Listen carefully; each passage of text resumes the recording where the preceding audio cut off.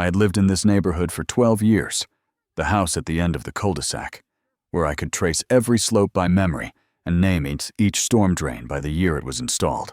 Before I retired, I spent 30 years designing municipal water systems across 3 states, so when the first autumn rain came down that night and I saw it flowing uphill, pooling where it should not, I knew immediately someone had rewritten the rules.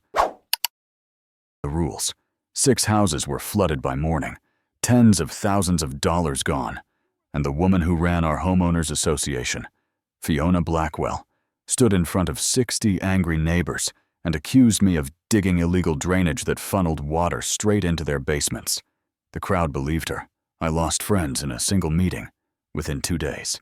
There was an online petition calling for my removal from the neighborhood, but the truth was not in her accusations. It was buried under the concrete she had poured without permission, sealing off a public storm drain to expand her driveway. It was waiting under the wheels of her black SUV, and it was inside the trench I would dig with a county permit, marked with orange safety tape, designed to protect my foundation and prove what she had hidden. If you are watching this from a place where someone in power has ever made you the villain for their mistake, leave a comment below, because this is the story of how I took back my name. Not with anger, but with a 2-foot trench and the patience to let the truth surface on its own. The rain started just after dark. I was sitting in the kitchen with a cup of coffee, watching the weather radar on my laptop. The forecast had called for light showers, but the system moving in from the west looked heavier. I closed the laptop and walked to the front window. The first drops were already hitting the pavement, spreading into dark circles that joined together under the streetlights. Then I saw the water pooling near the end of my driveway, a shallow depression that had not been there last week.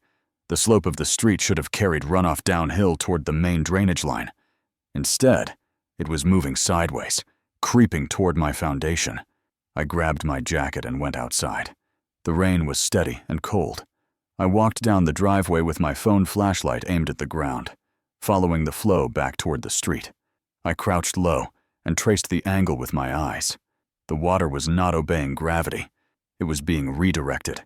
That was when I saw the crack running along the curb near Fiona Blackwell's property line, about 3 feet long. The asphalt around it looked fresh, darker, and smoother than the surrounding pavement. No orange spray paint markings, no metal plates. The city always left those behind when they did repairs. This was private work. I took a photo with my phone, making sure the timestamp was visible. Then I stood and looked toward Fiona's house at the top of the cul-de-sac. Her black SUV was parked in the driveway, which had grown wider since last spring. The concrete apron now extended almost to the curb, swallowing what used to be a strip of grass. I counted my steps from the property line to the edge of the new pour. 15 feet. That was not a minor touch-up. That was a full expansion. I walked closer, rain drumming against my hood. There should have been a storm drain here. I had reviewed the neighborhood drainage maps when I first moved in 12 years ago, back when I still thought like an engineer. I knelt and tapped the concrete with my knuckles. Solid sound. No hollow echo. I moved 6 inches to the left and tapped again. Same. Then I shifted to the right, closer to where the old drain should have been. The sound changed. Softer. Duller. Like there was empty space underneath, or water trapped in a sealed chamber. I took another photo and opened the Notes app on my phone. My fingers were cold and clumsy. New concrete over the suspected drain location. No permit markers visible. Uneven water flow from the redirected grade. I saved the note and looked up. The light in Fiona's second-floor window came on. A silhouette moved behind the curtain. Paused, then stepped closer to the glass. I could not see a face, just the shape of someone standing still, looking down. I did not move. I stayed there in the rain, water running off my hood, and looked back. The light stayed on for 10 seconds. Then the curtain shifted, and the figure disappeared. I turned and walked home, boots splashing through the spreading puddles. The water was ankle-deep now in places, flowing across the street in a slow sheet that reflected the orange glow of the streetlights. Inside, I pulled off my jacket and hung it by the door. I made another cup of coffee and sat down at the kitchen table with my laptop. I opened the county website and navigated to the public records section. It took a few minutes to find the permit database, but eventually I pulled up the history for Fiona's address. Fence repair 3 years ago, roof replacement 2 years ago, minor electrical work last spring. Nothing about a driveway expansion, nothing about concrete work at all. I leaned back in my chair and stared at the screen. If she had poured that much new surface without a permit, she had either done it herself or paid someone under the table. Either way, it was a violation. And if she had buried a public storm drain in the process, that would have crossed into something the county took very seriously: infrastructure obstruction, potential flood liability. I closed the laptop and looked out the window. The rain was coming down harder now. The water on the street had nowhere to go. It was pooling against curbs, creeping up driveways, spreading toward foundations. I thought about the crawl space beneath my floor, the wooden beams that held everything up. If the water kept rising, it would seep in. It would rot the support structure. It would cost thousands to repair. And my insurance would not cover it if they decided the damage was caused by poor drainage maintenance on my part. I picked up my old leather notebook from the counter, the one I had used for site inspections during my years as a municipal engineer. I opened it to a blank page and wrote the date at the top. Below it, I wrote 3 words in capital letters: request a drainage permit, outside. The rain continued to fall. The water continued to rise, and somewhere at the top of the cul-de-sac, the light in Fiona's window stayed off. The rain did not stop. By midnight, I could hear it hammering against the roof. I lay in bed staring at the ceiling, listening to water move where it should not. Around 2 in the morning, I checked the crawlspace access panel in the laundry room. I shone my flashlight inside. The floor joists were still dry. I made coffee, sat at the kitchen table, and waited. When I woke, the rain had stopped. Pale gray light filled the kitchen. I stepped outside into air that smelled like wet earth and something metallic, like rust, scraped off old pipes. The street was draining slowly toward the working storm drains, except near Fiona's property. There, a wide, shallow lake stretched across 3 driveways, fed by runoff that could not reach the buried drain beneath her new concrete. I walked down to the end of the cul-de-sac. 6 houses showed damage. Brown stains climbed the porch steps. Driveways were covered in mud. Basement window wells brimmed with murky water. Old Mrs. Kowalski stood in rubber boots, staring at her flooded window well. She looked up when she heard my footsteps. Her face was pale. It came in through the window. Everything in the basement is ruined. I walked over and looked down. The water line inside the glass was at least 2 feet high. "Do you have a sump pump?" I asked. "It ran all night," she said. "Then it just stopped." I nodded. "Call your insurance. Document everything before you clean." She nodded back, but her eyes stayed on the water. By 9 in the morning, the whole neighborhood knew. 6 homes with serious damage, all on the lower half of the street, all below Fiona's property line, where the expanded driveway had altered the grade and pushed runoff downhill instead of into the system. At 10:30, my phone buzzed. Emergency HOA meeting. Community center. Noon today. Attendance mandatory. I looked at the message for a long moment, then deleted it. I knew what was coming. The community center was packed. Every chair is filled, and people are standing along the walls. Neighbors I had waved to for 12 years. People whose gutters I had helped clean. Now they looked at me with confusion and suspicion. Fiona stood at the front beside a projection screen, wearing a navy blazer and holding a remote. She waited until the room fell silent, then clicked. A photo appeared, an aerial view of the neighborhood with red circles drawn around several houses. My house was at the center. "Good morning," she said. Her voice was calm and steady. "I know many of you suffered losses last night. The board has been investigating the cause, and we believe we have identified the problem." She clicked again. Another photo. This one showed my house from the street, with red arrows pointing at shallow trenches along my property line. Trenches I had not dug. These drainage channels were installed without HOA approval. They redirected stormwater away from this property and into the street, overwhelming our existing system. 6 homes flooded. The damage is estimated at over $80,000. The room erupted. Voices rose, overlapping. Someone shouted a question. Someone else said my name. I sat perfectly still, hands folded, watching Fiona. She raised one hand. The room quieted.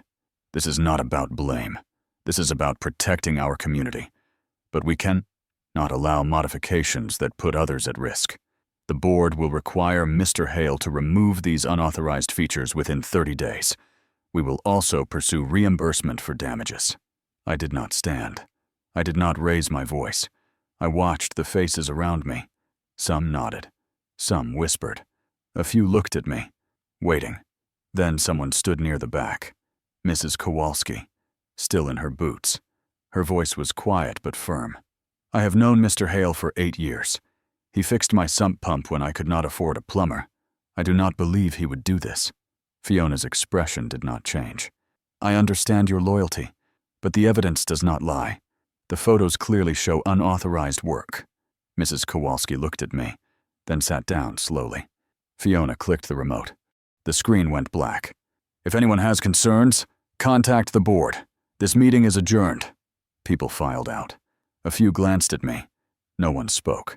I waited until the room was nearly empty, then walked toward the door. Fiona was packing her laptop. As I passed, she looked up. Our eyes met. She smiled, small and cold. Careful on your way home. Mr. Hale, the streets are still wet. I did not answer. I got in my truck and drove home. In my driveway, I sat with the engine off, staring at the street where shallow tire tracks carved dark lines through the drying silt. I got out and walked to the side of my house where the unauthorized drainage was supposed to be. There was nothing there, just grass and the same natural grade that had existed since the house was built. I crouched low and took wide-angle shots with embedded timestamps and GPS coordinates. This was documentation of absence, proof of what was not there. Then I went inside and opened my laptop. I pulled up a text thread from 3 months ago. A neighbor asked if I had seen construction crews at Fiona's house. I had replied that I had not, but that her concrete looked freshly poured. The timestamp was clear. June 18th. I saved the screenshot. Then I opened a new browser tab and typed in the web address for the County Public Works Department. I clicked on the permit request form and filled in my address, the scope of work, and the reason. Temporary drainage trench to protect the foundation from redirected stormwater. The estimated depth is 2 feet. Duration 30 days. I submitted the form and leaned back in my chair. Outside, the sun was breaking through the clouds, casting sharp shadows across the pavement and turning the remaining puddles into bright mirrors that would be gone by evening. The post went up that night. I did not see it until the next morning when my phone started buzzing before 7 a.m. Text messages from numbers I barely recognized. A former coworker, someone I met at a neighborhood barbecue 2 years ago. All of them are asking the same question in different words. Is it true?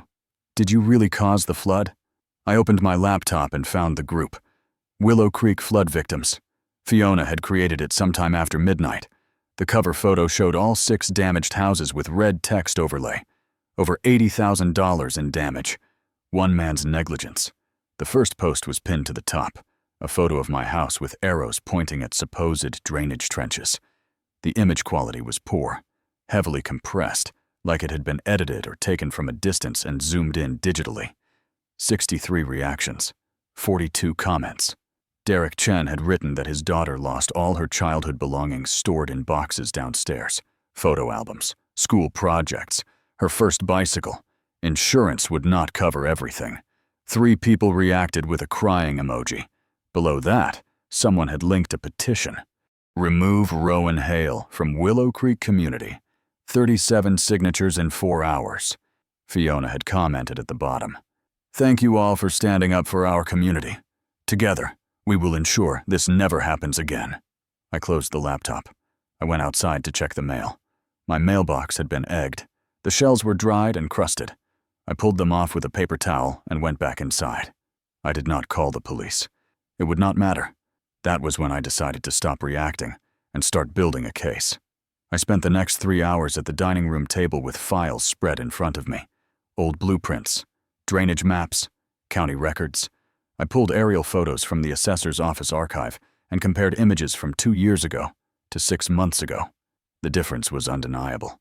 Fiona's driveway had expanded by at least 15 feet. The grassy strip along the curb was gone, replaced by a wide concrete apron that reached almost to the street. I overlaid the original 1998 drainage map onto the current satellite view. The public storm drain sat directly beneath her new concrete. I saved both images, wrote observations with timestamps and GPS coordinates, and compiled everything into a single folder labeled Evidence Willow Creek September. My phone buzzed. A text from an unknown number. Check permit records. The county never approved her driveway expansion. And be careful, she's watching you. I saved the number and replied, "Who is this?" The message was marked as read. No response came. I stared at the screen for 5 seconds, then stood up and grabbed my keys. The county clerk's office was a low brick building on the edge of town. Inside, the air smelled like old paper and floor wax. The woman at the front desk handed me a form. I filled it out, waited 10 minutes, and she returned with a thin folder. I sat at a corner table and photographed every page. Fence repair 3 years ago. Roof replacement 2 years ago. Electrical upgrade last spring. Tree removal 18 months ago. Building inspection from 1994. Nothing about a driveway expansion. Nothing about concrete work. I made sure the county stamp and date were visible in every shot. At the Public Works office, 2 buildings over, I confirmed my drainage permit application had been received. The clerk, a young man named Jordan with glasses, checked his computer. Application number 2025-DW-4782. Should be reviewed within 5 to 7 business days. He looked at me. You're the guy from Willow Creek, right? The flood thing. I nodded. He glanced back at his screen. Your permit application looks solid. Temporary drainage to protect foundation integrity. That's textbook. You should be approved. I thanked him and walked out into the late afternoon heat. In my truck, I checked the group one last time before heading home. New posts had appeared. A contractor's estimate for $12,000. A photo of a ruined couch. Fiona's latest comment. I've been in touch with our attorney. We will be taking action soon. 4 thumbs up reactions. I put the phone away and started the engine. When I pulled into my driveway, 2 young men in hoodies were standing near my mailbox, one holding his phone up to take a photo. When they saw me, they laughed and got into a car parked down the street. I walked to the mailbox after they drove off. Someone had taped a piece of paper to it with 2 words in thick black marker. Flood zone. I pulled it off, folded it, and carried it inside. At the dining room table, I opened my laptop and assembled everything into a single timeline document. June 18th, text thread noting Fiona's fresh concrete. No permit on file. August 15th, aerial photo showing expanded driveway over the drain location. September 4th, flood. September 5th, public accusation at the HOA meeting. September 6th, online campaign and petition. Today, evidence collected, permit submitted. The pattern was clear now. Not just what had happened, but what I could prove. I stood and walked to the kitchen window. The street outside was cooling in the dusk. A cat crossed the pavement slowly, unbothered. A porch light came on 2 houses down. Everything looked ordinary, like nothing had changed. But I knew better. Tomorrow, I will go back to her property line. I would measure the concrete. I would document the hollow sound over the buried drain. I would build the kind of record that left no room for interpretation. Not for the neighbors who had turned against me. Not for Fiona and her edited photos. But for the county inspector, who would eventually have to choose between a story and the ground itself. I turned off the kitchen light and went upstairs. The house settled into silence. Outdated. The first stars appeared over the roofline. I lay in bed with my phone on the nightstand, the screen dark, and listened to the quiet. Tomorrow, the work will continue. Tonight, I just needed to rest. The email came 3 days later. County Public Works. Subject line, permit application approved. I opened it at the kitchen table with my coffee still hot in the mug. Application number 2025-DW-4782 has been reviewed and approved. Temporary drainage trench. Maximum depth, 2 feet. Maximum width, 18 inches. Duration, 30 days. Orange safety tape and signage are required at all excavation boundaries. Permit valid through October 6th. I printed the document, placed it in a clear plastic sleeve, and set it on the counter. I spent the morning gathering what I needed: a 50-foot tape measure, a small sledgehammer, a digital voice recorder from my old site inspection days, a handheld soil probe from the hardware store, along with 4 rolls of orange safety tape and 2 metal stakes. I loaded everything into the truck bed and drove to the top of the cul-de-sac, parking 2 houses down from Fiona's property. It was a weekday morning. The street was quiet, except for a dog barking somewhere in the distance.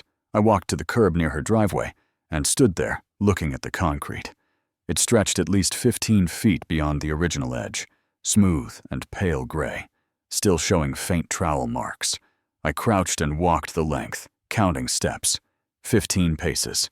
I stopped at the curb where the storm drain should have been, pulled the sledgehammer from my truck, and knelt on the concrete. I tapped the surface lightly. The sound was dull, solid. I moved 12 inches to the left and tapped again. The sound changed immediately. Softer, hollow, like there was space underneath. I froze. This was it. I pulled out my phone, started the voice recorder, and tapped the hollow section 3 more times, narrating each strike. September 9th, 9:42 a.m. Testing the concrete surface at 412 Willow Creek Circle. Hollow sounds indicate a void or sealed chamber beneath the surface. Location matches public storm drain per county map dated 1998. I took 3 photos, wide angle showing the full driveway, close-up of the hollow section with my tape measure for scale, overhead shot capturing the texture and the specific point where the sound changed. Then I pressed the soil probe into the gap where concrete met curb. It sank 3 inches, hit resistance, then slid deeper when I angled it slightly. I pulled it out. The tip was damp with a faint smell of standing water. Trapped drainage, sealed chamber, exactly what I suspected. I measured the concrete expansion, 15 feet, 2 inches beyond the original driveway edge. Then I located the property line marker, half buried in the grass, and measured again. The original county survey showed the driveway ending 3 feet from the curb. The current expansion violated the setback by more than 10 feet. 2 infractions: drainage obstruction and unpermitted construction over the setback line.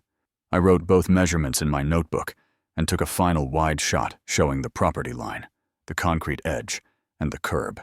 A curtain shifted in Fiona's front window, just a flicker of movement behind the glass.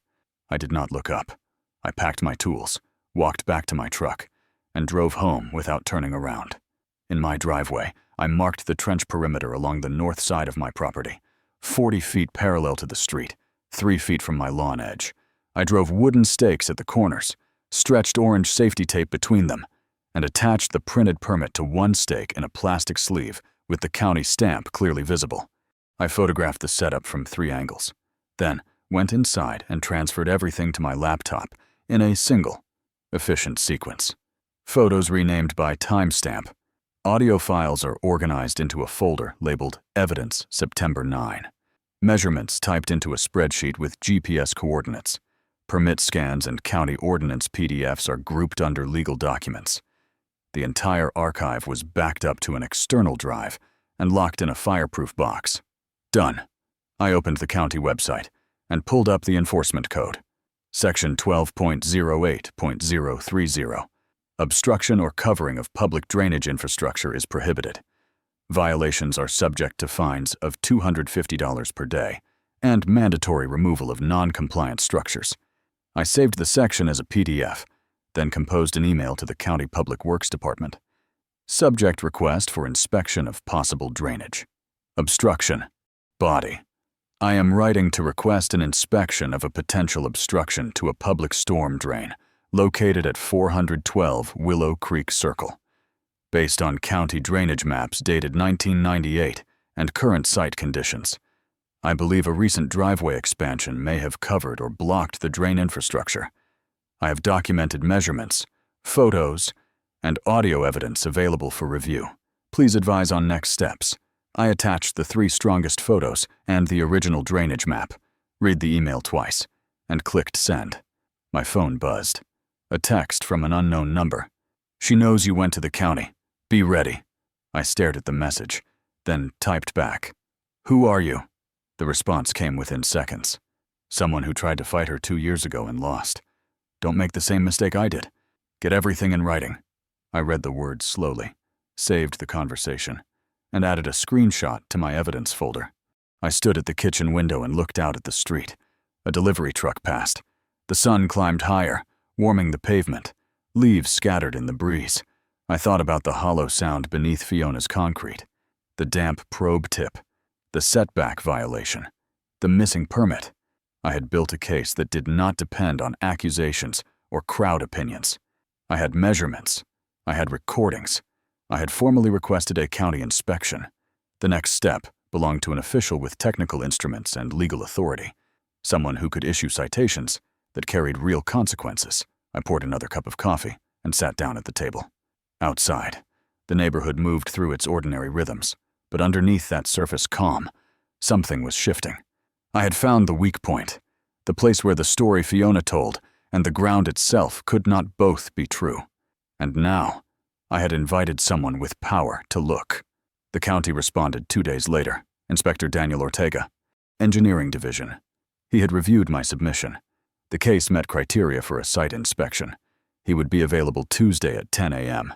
I replied within 5 minutes. "I will be there. Thank you." I spent the weekend assembling everything into a single 3-ring binder. Drainage map, aerial photos, property survey, audio transcription, permit history, labeled tabs, table of contents, second copy locked in the box. Then I bought a weatherproof case, a folding table, and 2 chairs. Everything ready, no delays. On Monday afternoon, I realized I needed more than measurements. I needed a witness, someone who had seen the concrete work happen. I opened my phone and typed a message to the unknown number.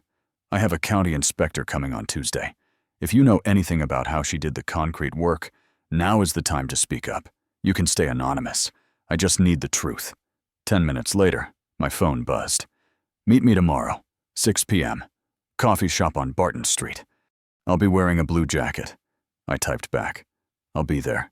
The next morning, I reviewed my notes one last time. County codes, timeline, every detail I might need. At 9:30, I drove to the site and set up the table on the sidewalk near Fiona's property line. Document case on top. 2 chairs. At 9:55, a white county truck pulled up. A man in a yellow safety vest got out. Short gray hair. Clipboard. He extended his hand. "Mr. Hale." I shook it. "Daniel Ortega, county engineer." I gestured to the table. He opened the case and flipped through the binder, pausing on the drainage map, the aerial photos, and the survey. After a few minutes, he looked up. "You said you detected a hollow sound over the suspected drain location." I led him to the spot and tapped the surface with my sledgehammer. Solid. Moved 12 inches left. Tapped again. Hollow. The difference was unmistakable. Ortega crouched and pulled a handheld scanner from his vest. He powered it on and moved it slowly over the concrete. The screen lit up with colored bands. Over the hollow section, the bands turned blue. "That's a void. Definitely."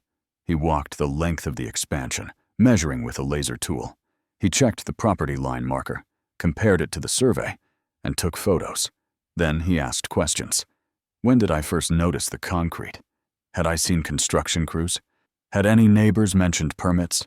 No crews, no permits, no county records, just fresh concrete that appeared last summer. After 30 minutes, he closed his clipboard. "This is a violation. 2 violations. Unpermitted construction over the setback line and obstruction of public drainage infrastructure.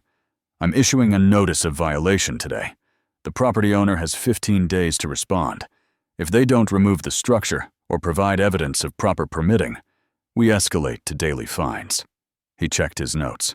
$250 per day for drainage obstruction, another $100 per day for the setback violation, $350 total per day until compliance, so $5,250 in the first 15 days. If Fiona refused, the fines would keep accumulating. Ortega added, "Covering a public storm drain is a public safety hazard, especially after the flood." He looked at me. "I read your email. I saw the group posts. People blamed you, but the evidence here doesn't support that. Your property shows no unauthorized work. Hers does. The obstruction she created is what caused the backup." He handed me a business card. "I'll send you a copy of the violation notice by email. Contact me if anything changes." I took the card. He packed his equipment, got in his truck, and drove away. I folded the table and chairs, loaded them into my truck. As I closed the tailgate, I noticed movement at the end of the street. Fiona's car is pulling out of her driveway, driving slowly past her usual route toward the main road. She did not look my way, but 10 minutes later, as I was about to leave, I saw her car return and park 3 houses down from her own. She sat inside for several minutes, phone to her ear, gesturing with her free hand, animated, agitated. Then she drove back to her driveway and disappeared inside. She was making calls, trying to control the situation before it escalates further. I started my engine and drove home. I had 4 hours before the coffee shop meeting. The inspector had confirmed violations.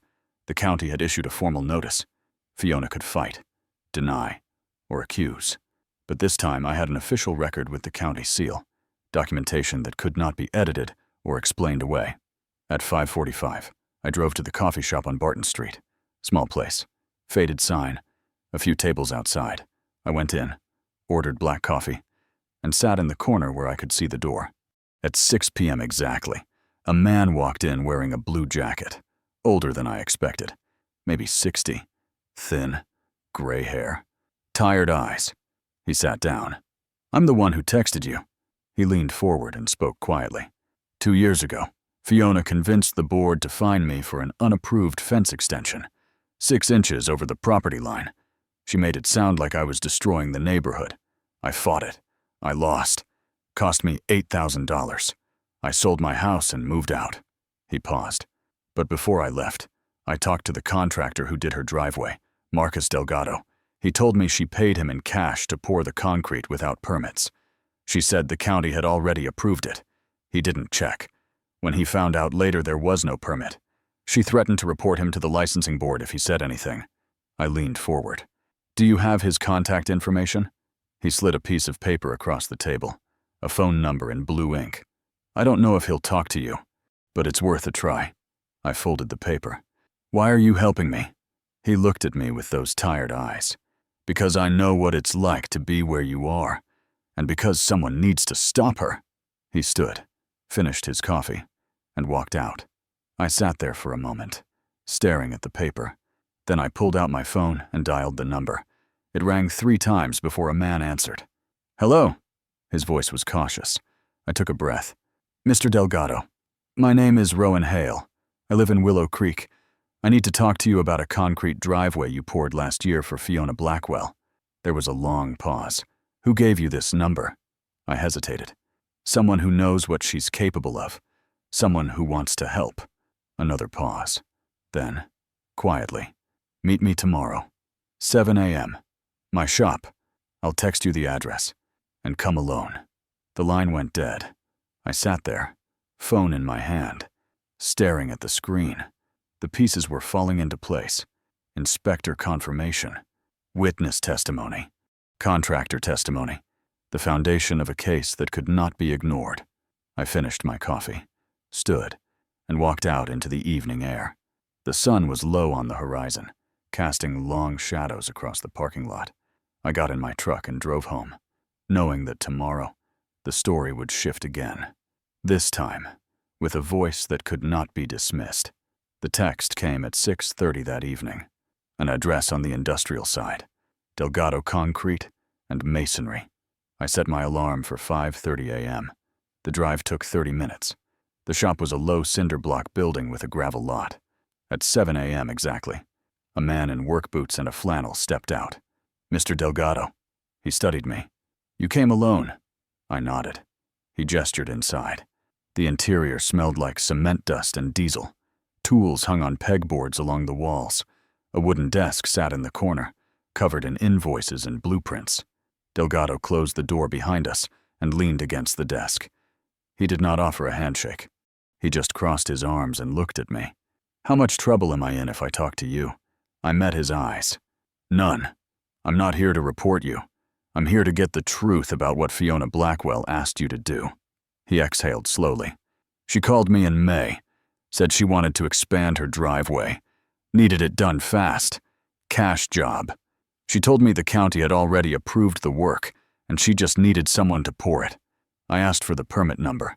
She said it was being processed and she'd send it over. I should have walked away right there. But I needed the work. Business was slow." He rubbed his face. "I poured the concrete in June, 15 feet of new surface. She paid me $4,000 in $100 bills.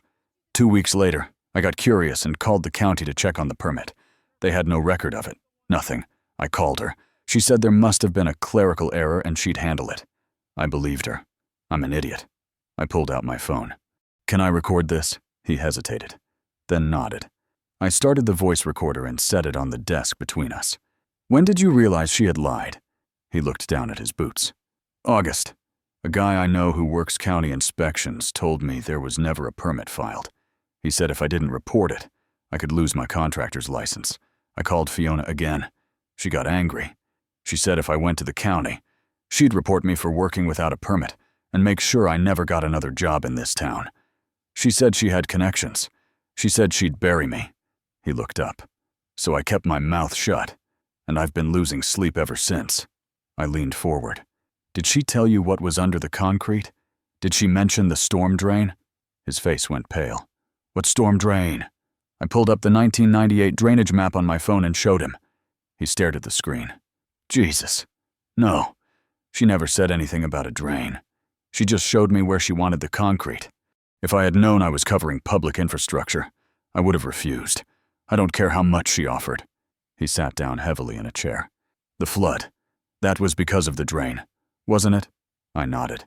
6 houses, tens of thousands in damage. She blamed me." He stood up quickly. "I'll testify. I'll go to the county. I'll sign a statement. Whatever you need. I'm not letting her destroy someone else the way she tried to destroy me." I stopped the recording and saved the file. "The county inspector already issued a violation notice, but if you're willing to give a formal statement, it'll make the case stronger. It'll prove she knew what she was doing." He nodded. "Give me the inspector's name. I'll call him today." I wrote Daniel Ortega's contact information on a piece of scrap paper and handed it to him. He folded it and put it in his shirt pocket. Then he looked at me. "Be careful. She's not going to let this go quietly. She'll come after you. She'll try to make you look like the problem." I stood. "She already has. But this time, I have proof." He walked me to the door. "Good luck, Mr. Hale." I shook his hand. "Thank you." I drove home feeling something I had not felt in weeks. Momentum. The inspector had confirmed violations. The contractor was willing to testify. The evidence was building into something undeniable. I pulled into my driveway and sat there for a moment, looking at the orange safety tape stretched along my property line. The permit sign is still attached to the stake. Everything legal. Everything documented. I got out and walked to the side of the house where I had marked the trench boundaries. The ground was dry. Ready. I had the equipment lined up in the garage. A rented excavator is scheduled for delivery tomorrow morning. I would start digging at first light. That night, I went over the plan one more time. 40 feet long, 2 feet deep, 18 inches wide, running parallel to the street, 3 feet inside my property line. The trench would channel water away from my foundation and prove once and for all that my drainage work was legal, permitted, and necessary. I printed a second copy of the permit and taped it to my front door, where anyone could see it. Then I set my alarm for 6 a.m. and went to bed. I woke to the sound of an engine. Low. Rumbling. I looked at the clock. 3:20 a.m. I got out of bed and walked to the window. The street was dark except for the headlights at the top of the cul-de-sac. A vehicle is moving slowly. I watched as it approached. A black SUV. Fiona's. It crawled past my house, brake lights flashing briefly, then continued to the end of the street. It turned around in the cul-de-sac and came back. Slower this time. The headlights swept across my front yard, illuminating the orange safety tape and the permit sign. The SUV paused. Then it accelerated and drove away. I stood at the window for another 10 minutes, but it did not return. I went back to bed, but did not sleep. The excavator arrived at 7 a.m., a small machine on a flatbed trailer. The driver unloaded it, showed me the controls, and had me sign the rental agreement. Then he left. I spent the next hour marking the trench path with spray paint, double-checking measurements, and making sure everything matched the permit specifications. At 9 a.m., I climbed into the excavator seat, started the engine, and began to dig. The soil was dense but workable, clay mixed with gravel. The bucket bit into the earth cleanly. I worked slowly, carefully, following the marked line. By noon, I had completed 20 feet. I stopped for lunch and stood at the edge of the trench, looking at the clean walls and the dark soil at the bottom. This was progress. Visible. Undeniable. I took photos from multiple angles and uploaded them to my evidence folder. Then I climbed back into the excavator and kept digging. By 4 p.m., the trench was nearly finished, 38 feet complete. I was working on the final section when I heard a vehicle approaching fast. I looked up. The black SUV, Fiona's. It was coming down the street at a speed that was too high for a residential area. I shut off the excavator and stood up on the platform. The SUV did not slow down. It was heading straight toward my property. I realized what was happening a second too late. She was going to turn into my driveway. At that speed, without seeing the trench. I saw her through the windshield. She was on her phone, one hand gesturing wildly. Her face was flushed. She was yelling at someone. Then she looked up, saw me on the excavator, and her expression changed. She ended the call and swerved toward my driveway, clearly intending to confront me about the inspector's visit. Too fast, too angry, not paying attention to the orange tape or the permit sign. I opened my mouth to shout a warning, but the sound was drowned out by the roar of the engine. The SUV swerved into my driveway, tires screeching. Then the front wheels hit the edge of the trench. The vehicle lurched forward and dropped. Hard. The front end slammed into the bottom of the trench with a metallic crunch. The rear wheels spun uselessly in the air. The engine revved once, twice, then cut off. Silence. I climbed down from the excavator and walked over slowly. The SUV was tilted at a 45-degree angle, front bumper buried in the dirt. Rear axle suspended above the trench. The driver's side door opened. Fiona stepped out onto the running board, then down into the trench. Her shoes sank into the loose soil. She looked at the trench, then at the excavator, then at me. Her face was flushed. Her hands were shaking. "What the hell did you do?" she said. Her voice was tight, high-pitched. I did not answer. I just walked to the stake where the permit was posted and pointed at it. County Permit Number 2025-DW-4782, valid through October 6th. Orange safety tape posted. Signage visible from the street. Everything legal. She stared at the permit. Then she looked back at the SUV. "You did this on purpose. You set a trap." I shook my head. "I dug a legal drainage trench on my own property with proper permits and warnings. You drove onto my property at an unsafe speed without checking for obstacles. That's on you." She opened her mouth to respond, but headlights appeared at the end of the street. A county sheriff's cruiser. Someone must have called it in. The cruiser pulled up and parked. A deputy got out, middle-aged, calm expression. He looked at the SUV, then at me, then at Fiona standing in the trench. "Anyone injured?" Fiona climbed out of the trench, brushing dirt off her pants. "I'm fine. But this man dug a trench without warning and caused my vehicle to crash." The deputy walked over to the permit sign and read it. Then he looked at the orange safety tape stretched along the property line. Then he looked at me. "Is this your property?" I nodded. "Yes, sir." He pointed at the permit. "And this is valid." I handed him my phone with the email from the county. He read it, then handed the phone back. He turned to Fiona. "Ma'am, the trench is legal and properly marked. You entered private property at an unsafe speed. I'm going to need to see your license and registration." Fiona's face went from flushed to pale. "You're not seriously going to cite me for this?" The deputy did not smile. "Ma'am, your vehicle is on someone else's property. The trench is legal. The markings are visible. I need your documentation." She pulled her wallet from her purse with trembling hands and handed over her license. The deputy walked back to his cruiser and ran the information. I stood there next to the excavator, arms crossed, watching. Fiona did not look at me. She just stared at her SUV, stuck in the trench, dirt smeared across the front bumper. The deputy came back. "I'm issuing a warning for unsafe speed in a residential zone. You'll need to call a tow truck, and you'll need to coordinate with the property owner to remove your vehicle." He handed her license back. She took it without a word. The deputy looked at me. "You want to press trespassing charges?" I thought about it, then shook my head. "No, I just want her vehicle removed." He nodded. "Fair enough." He got back in his cruiser and drove away. Fiona and I stood there in the fading daylight. She pulled out her phone and called a tow company. I heard her give the address, her voice flat and mechanical. When she hung up, she finally looked at me. "This isn't over." I met her eyes. "No, it's not.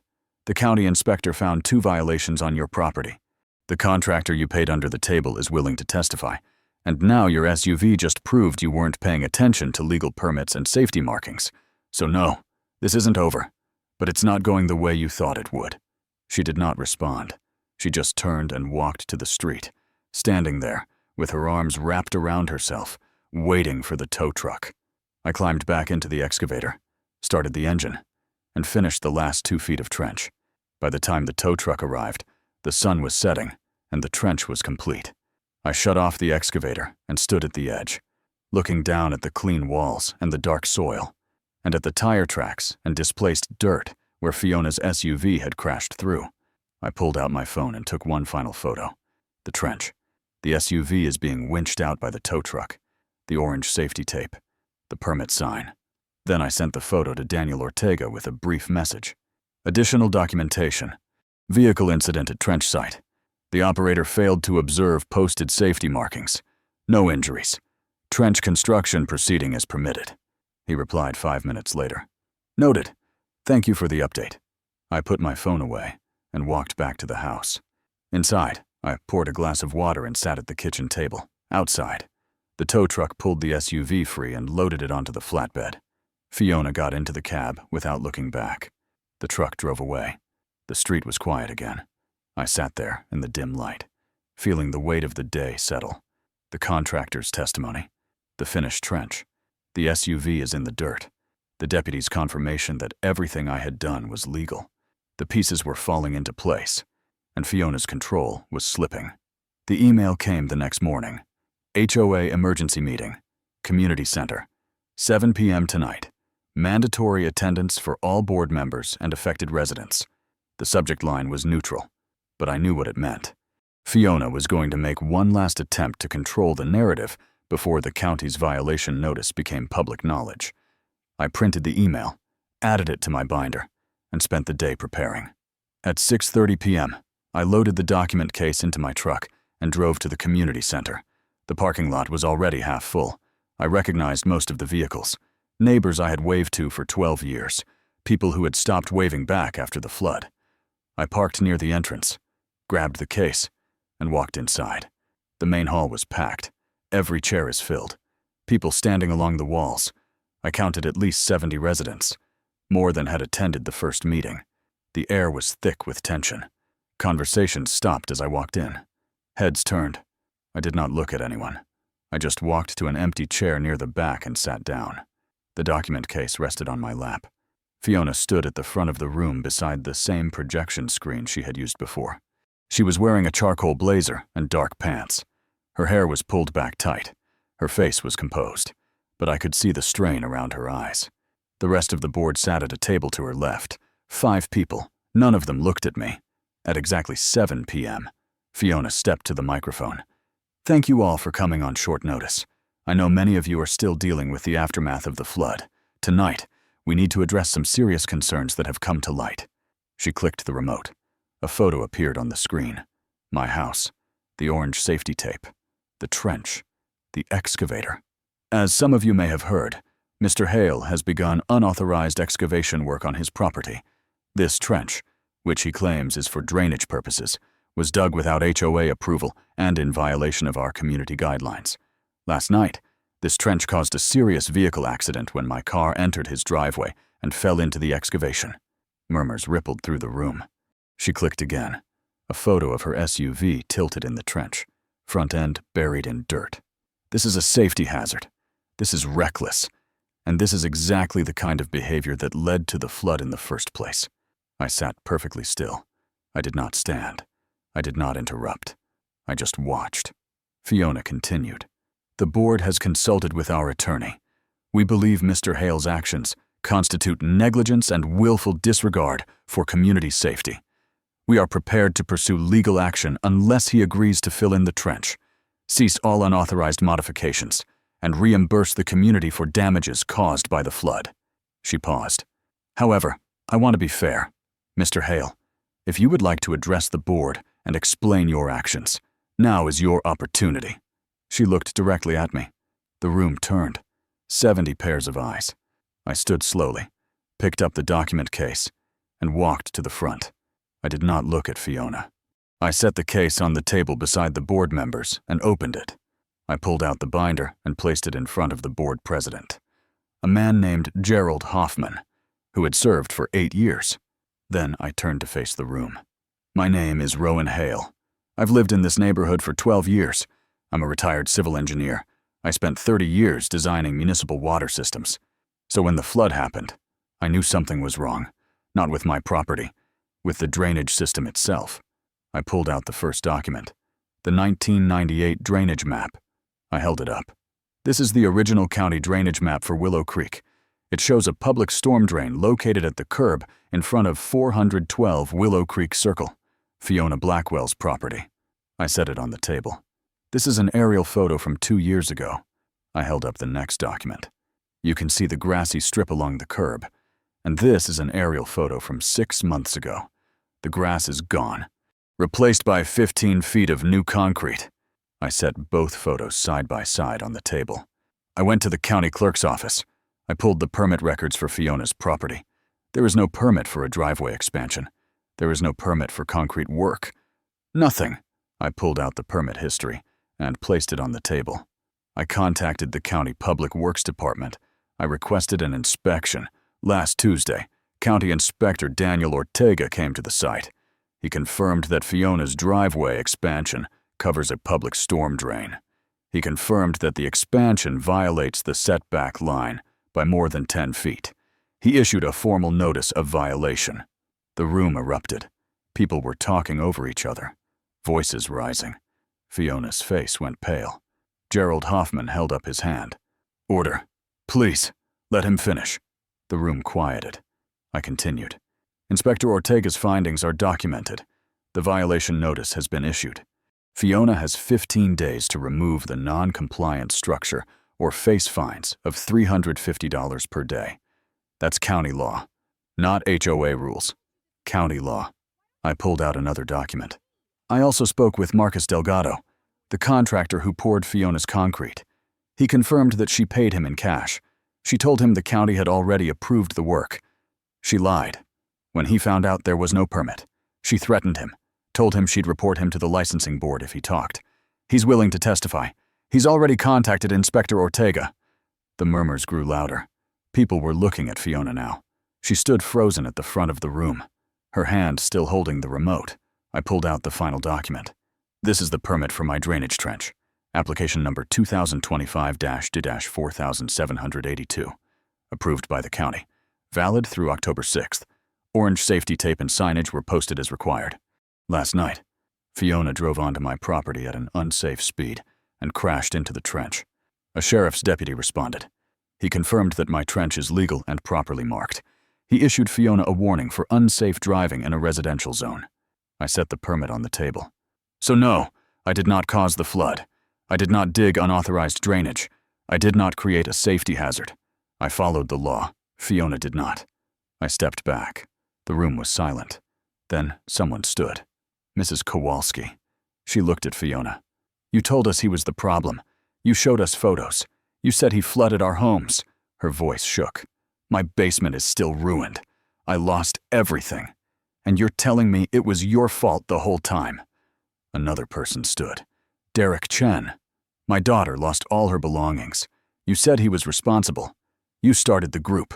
You pushed for the petition. And now you're saying you covered a public drain with no permit. Fiona finally moved. She stepped toward the microphone. This is a misunderstanding. The county is wrong. The inspector didn't have all the facts.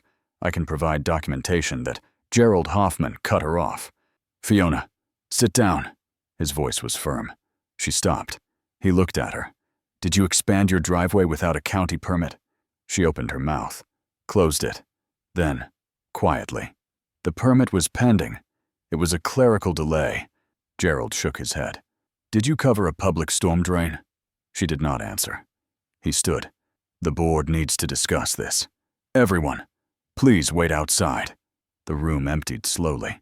People talking in low voices. Some glanced at me as they passed. A few nodded. Most just looked confused. I walked outside and stood in the parking lot. The air was cool. A breeze moved through the trees.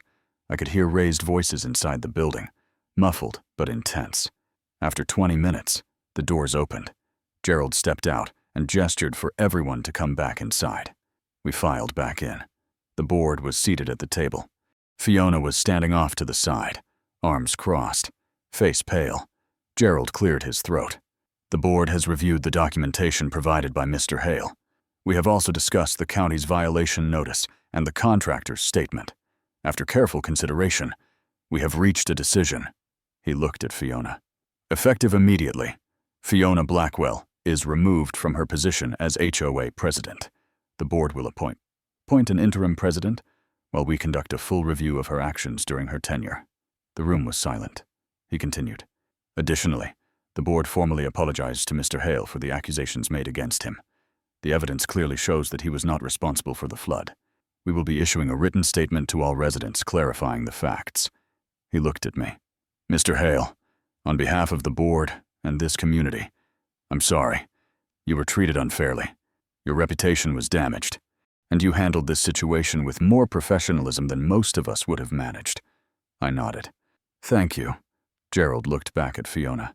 You have 15 days to comply with the county's violation notice. If you do not, the fines will continue to accumulate. The board will also be reviewing whether additional action is warranted under our community guidelines. Fiona did not respond.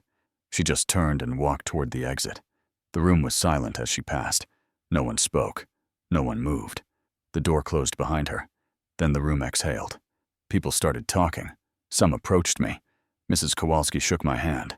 I'm sorry I doubted you. Derek Chen nodded. Thank you for not giving up. Others just looked at me with something like respect, or maybe relief. I stayed for another 10 minutes, answering questions, showing documents to anyone who wanted to see them. Then I packed up the binder, walked out to my truck, and sat there for a moment. The parking lot was emptying. People are driving away. The community center lights went dark. I started the engine and drove home. When I pulled into my driveway, I looked at the trench. Clean walls, 2 feet deep, 40 feet long. Legal. Necessary. Proof that I had been right all along. I got out and walked to the edge. The soil was dry now. Stable. Tomorrow, I will line it with gravel and install a drainage pipe. But tonight, I just stood there and looked at it. The trench that had caught Fiona's SUV. The trench that had forced the truth into the open. The trench that had given me back my name. Inside. I made coffee and sat at the kitchen table. I opened my laptop and checked my email. A message from Daniel Ortega. Received a formal statement from Marcus Delgado. Documentation is now complete. Violation notice stands. Please let me know if you need anything else. I replied with 2 words. Thank you. Then I closed the laptop and looked out the window. The street was quiet. The neighborhood was settling. And for the first time in weeks, I felt the weight lift. 3 weeks passed. The neighborhood returned to its rhythms. Morning traffic, evening walks, the sound of lawnmowers on weekends. But some things had changed in ways that could not be undone. Fiona hired a demolition crew. I watched from my kitchen window as they broke up the concrete expansion with jackhammers and hauled it away in dump trucks. It took 2 days. When they finished, the curb was visible again. The storm drain sat open and clear, a dark circle of iron grating set into the asphalt. The county inspector returned to verify compliance. He took photos, filed a report, and closed the violation. The fines stopped accumulating. Fiona had paid $3,750 by that point, 15 days at $250 per day for the drainage obstruction alone. She also wrote checks to the 6 families whose homes had flooded, $2,000 each, $12,000 total. The HOA board had negotiated the settlement to avoid litigation. Some families accepted, some did not. Derek Chen told me his daughter's belongings could not be replaced with money, but he took the check anyway. Mrs. Kowalski used hers to repair her basement. The others, I did not ask. Fiona listed her house for sale in early October. A for sale sign appeared on the lawn one morning. No open house, no staging, just the sign and a lockbox on the door. The house sold in 3 weeks. I never saw her again after the meeting. She left without saying goodbye to anyone. The moving truck came on a gray Saturday morning. By noon, the house was empty. By evening, the truck was gone. A young family moved in 2 months later. They had a daughter who rode a pink bicycle up and down the cul-de-sac. They waved when they saw me. I waved back. The HOA sent a formal letter to every household. It outlined the facts: the covered drain, the missing permits, the contractor's testimony, the county's violation notice. It cleared my name in writing. Some neighbors apologized in person. Others just started waving again. A few avoided eye contact. I did not hold it against them. People believe what they are told, especially when it comes from someone in authority. That is human nature. I finished the drainage trench in mid-October, lined it with gravel, installed a perforated pipe, covered it with soil, and reseeded the grass. By November, you could barely tell it had been there. The grass grew back thick and green. Water drained away from the foundation exactly as it was supposed to. The crawl space stayed dry through the winter rains. In December, I received a letter from the county engineer's office. They were looking for volunteer advisors to help with a community infrastructure review program, retired engineers with experience in municipal water systems. I read the letter twice. Then I filled out the application and mailed it back. On a cold morning in January, I stood at my kitchen window with a cup of coffee and looked out at the street. The sun was breaking through the clouds. A light rain had fallen overnight, and water flowed smoothly along the curbs, disappearing into the storm drains without pooling or backing up. Everything worked the way it was designed to work, the way it always should have worked. I thought about the past few months: the flood, the accusations, the isolation, the evidence gathering, the trench, the moment Fiona's SUV dropped into the dirt, and everything changed. I thought about the people who had stood by me and the people who had not. I thought about the system that had eventually worked, even though it took time and persistence and documentation to make it listen. Water always finds its way, and so does the truth. You just have to be patient enough to let it surface. Sometimes justice does not come from being the loudest voice in the room. It comes from being the most prepared. If you have ever been blamed for something you did not do, or watched someone in power twist the truth, you know how this story feels. If it resonated with you, leave a comment below, share it with someone who needs to hear it, and subscribe to Karma Fence, where we tell stories about people who fought back with patience, evidence, and the belief that the truth always finds its way to the surface.